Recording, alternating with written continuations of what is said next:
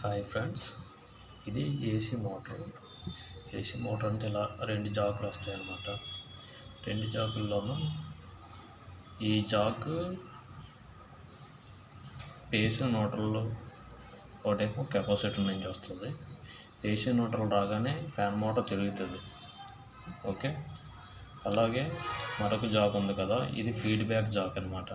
అంటే మోటార్ తిరుగుతుందా లేదా అనే విషయం బోర్డుకి తెలియడానికి అనమాట. మోటార్ ఒకవేళ తిరగకపోతే ఈ జాక్ వల్ల ఫీడ్బ్యాక్ అనేది వెళ్ళకపోతే మోటార్ ఎర్రర్ కూడా వస్తుంది. మోటార్ తిరగట్లేదని ఎర్రర్ కూడా చూపిస్తుంది అనమాట. ఈ పెద్ద జాక్ అనేది ఏసీ మీద రన్ అవుతుంది. ఈ చిన్న జాక్ అనేది డీసీ మీద రన్ అవుతుంది. ఈ డీసీ పవర్ అనేది 5 వోల్ట్ దీనికి వెళ్తుంది. ఇది ఏసీ మోటార్.